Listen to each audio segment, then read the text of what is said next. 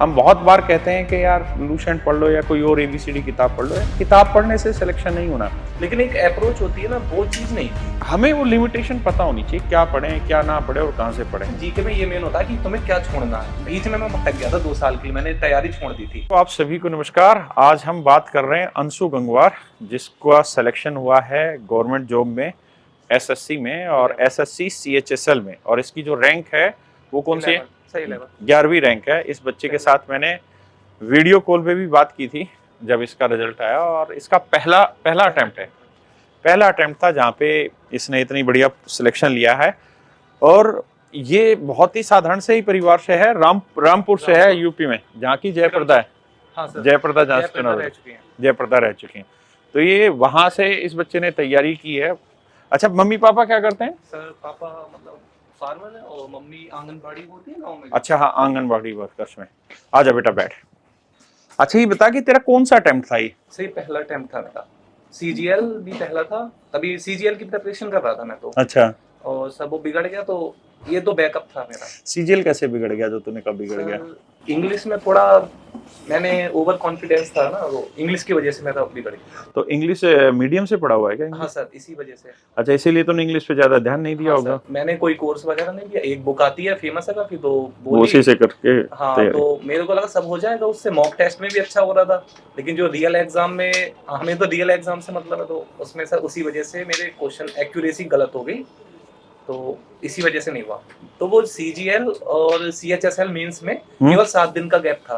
तो अच्छा। उन 7 दिनों में मैंने बस प्रैक्टिस की थी, इंग्लिश की और टाइपिंग की थी। और प्रैक्टिस मैंने यूट्यूब से जयदीप सर की कोई प्रैक्टिस बैच था फ्री वाला, तो बस वही मैंने 7-8 घंटे वो वीडियोस पढ़ी, क्या अप्रोच होनी चाहिए ग्रामर को लेके, बस वही किया मैंने। तो अच्छा, उसी से समझ में आ गई थी चीजें। सर वैसे मेरा मतलब ग्रामर तो मैंने ऑलरेडी पढ़ चुकी थी, लेकिन एक अप्रोच होती है ना, वो चीज नहीं थी। मतलब प्रैक्टिस नहीं की थी, वो प्रैक्टिस लैग कर रहा था मैं, वही चीज नहीं थी। समझ गया।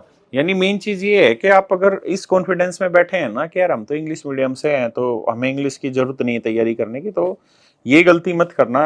इस बच्चे से, अंशु से, आप समझ गए होंगे, इसकी 11वीं रैंक है और इसने पॉइंट बिल्कुल ठीक उठाया कि और कॉन्फिडेंस हो गया। और कॉन्फिडेंस से तो इसलिए हो गया क्योंकि हमारा इंग्लिश मीडियम से पढ़े हुए तो बेसिक इंग्लिश में ठीक है। ऐसा नहीं है कि इंग्लिश मीडियम वाले बच्चों को हेल्प नहीं मिलती, इंग्लिश मीडियम वाले बच्चों को बड़ी हेल्प मिलती है, लेकिन अगर थोड़ा सा, हाँ, थोड़ा प्रॉपर गाइडेंस ले जाए ना तो उसका मजा ही अलग है। उसमें फिर ये है कि आपके, हाँ, काफी रिजल्ट्स अच्छे मिलते हैं। और आपको ये भी पता होना चाहिए कि जैसे मैथ जैसा सब्जेक्ट है, रीजनिंग जैसा सब्जेक्ट है, इसमें बहुत कुछ अब बचा नहीं है। ये हर एक बच्चा लगभग नेक टू नेक फाइट पे है और लगभग आउट ऑफ 50 to 50 ले रहा है, यानी 100% मार्क्स कर रहा है हर एक उसमें। तो असली लड़ाई कहीं बचती है तो थोड़ी सी इंग्लिश में बचती है, और जीएस में भी काफी कुछ बचती है। तो जीएस की तैयारी तूने कैसे की? सर जीके का तो मेरा मेंस तक चला है। अच्छा सर, क्योंकि मैं उसमें भी यही था मेरा। पहले एक लूसेंट बुक है, तो उसी को मैंने मतलब उस सबसे जीके में ये मेन होता है कि तुम्हें क्या छोड़ना है, क्या छोड़ना, तो वो चीज में मैंने उसमें काफी ज्यादा टाइम वेस्ट किया। लूसेंट की बुक्स पढ़ते हो? हाँ सर, मतलब उसमें मैं कुछ भी पढ़े जा रहा था, क्योंकि उसमें बहुत ज्यादा फैक्ट्स हैं, तो कुछ भी पढ़े जा रहा था, लेकिन वो, और पता है यही साला सबसे बड़ी चीज होती है, आदमी को नुकसान यही करती है कि हम क्या पढ़ रहे हैं वो रिलेवेंट है भी कि नहीं है। बिल्कुल सर। तो मेरा एक फ्रेंड है अंकुश गंगवार, हाँ? तो सर उसने मतलब यही करियर बिल वाले पे मतलब कोर्स लिया था जीके का। जिस टाइम नोटिफिकेशन आया सीजीएल 22 का कि जीके भी आएगी मेंस में, उस टाइम जीके को कोई भी वैल्यू नहीं देता था, नहीं देता। तो उसने कोर्स ले लिया। तो और मेरा मतलब एग्जाम वगैरह आते रहते, तो मैं कोर्स ले नहीं सकता, तो मैंने उससे क्या किया, जो कंप्यूटर टाइप वाले वो होते हैं नोट्स, वो ले लिए थे। समझ गया। और लूसेंट को मैंने उसी पहले नोट्स पढ़ा, फिर लूसेंट में ही साइड में लिखता रहा था। और फिर एक विकास ताया भैया है, मतलब AIR 7 2022 से, और AIR 1 मोहित चौधरी। अच्छा। उनका इंटरव्यू मैंने देखा, उनकी स्ट्रेटजीज देखी मैंने, फिर अपनी स्ट्रेटजी बनाई एक जीके के लिए। तो जीके मेरी मतलब सेल्फ ही करना पड़ा, क्योंकि मैंने जो गलती की थी पास्ट में कि प्रॉपर गाइडेंस नहीं थी, टाइम वेस्ट किया था, वो चीज मेरे को मेंस तक करनी पड़ी। मेंस में मैं करीब 40% मैंने अपना मतलब प्रिपरेशन का टाइम मेंस की तो जीके को ही दिया है। उसमें एनसीईआरटी भी पढ़ना पड़ा, मतलब काफी कुछ किया था। नहीं, एक जेन्युइन रीजन है और होना भी यही चाहिए कि हमारा जो तैयारी करने का तरीका है ना वो वेल प्रूफ्ड होना चाहिए, क्योंकि बहुत ज्यादा समय ना हम ऐसी चीजों में खपा देंगे जो एग्जाम से रिलेटेड ही नहीं है, जिनका एग्जाम में आना ही नहीं है। हम बहुत बार कहते हैं कि यार लूसेंट पढ़ लो या कोई और ABCD किताब पढ़ लो। यार किताब पढ़ने से सिलेक्शन नहीं होना, आपको ये पता होना चाहिए कि कितनी लिमिट तक के क्वेश्चन आते हैं और उतनी हमें तैयारी करनी है, क्योंकि GS एक ऐसा सब्जेक्ट तो है नहीं जिसको आप कभी भी कंप्लीट कर लेंगे। ये तो हाँ ना, हम कह सकते हैं इन्फिनाइट है, अनंत है, इसका कोई तोड़ नहीं है।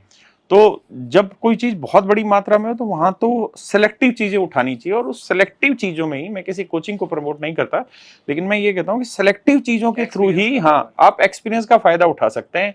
ऐसे टीचर जो बहुत सालों से GS पढ़ा रहे हैं, जैसे अभिषेक सर हैं, अपने ये विवेक सर वगैरह हैं, ये लोग इतने सालों से पढ़ा रहे हैं, इनको पता है कि एग्जैक्टली पेपर में कहाँ तक की चीजें पूछ सकता है और उतना ही पढ़ना होगा। हम अक्सर, जब मेरा भी एक्साइज इंस्पेक्टर में सिलेक्शन हुआ, तो ऐसा नहीं है कि मैंने भी बिना GS तो हमने भी कुछ ना कुछ करी उस एग्जाम में क्लियर, लेकिन हमें वो लिमिटेशन पता होनी चाहिए, क्या पढ़ें क्या ना पढ़े और कहाँ से पढ़ें। अगर आप उस थ्योरी से फेल है तो फिर दिक्कत आएगी।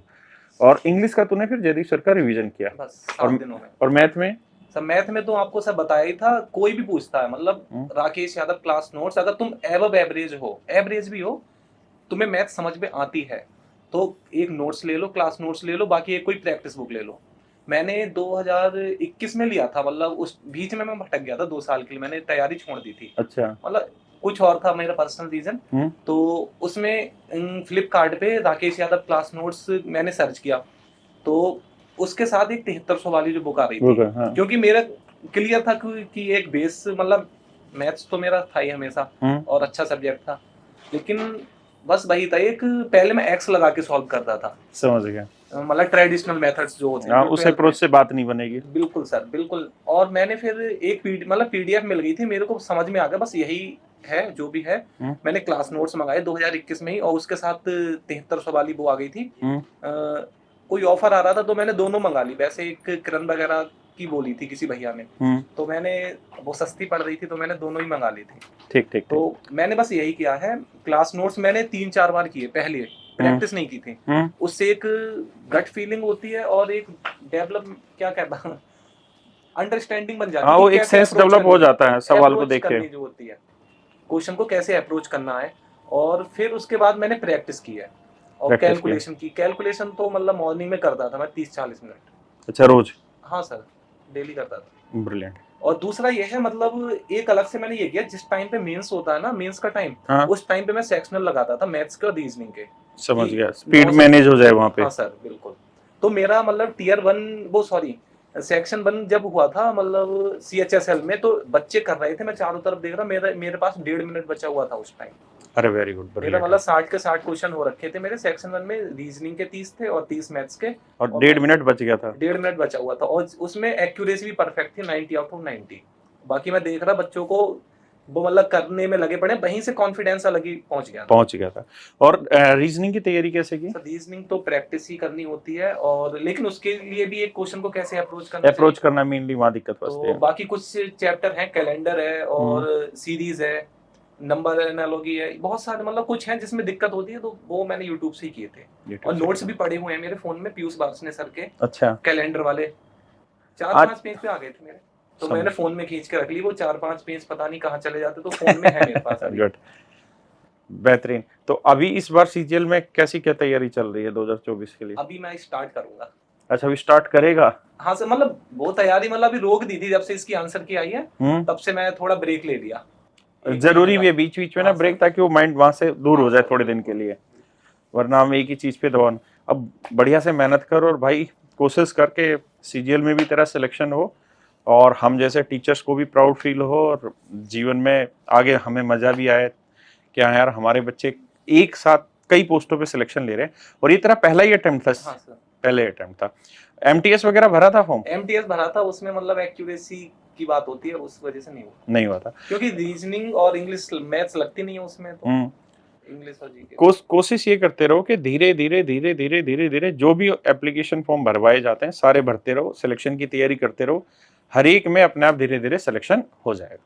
थैंक यू मेरे बच्चे, आप आए, टाइम दिया, थैंक यू।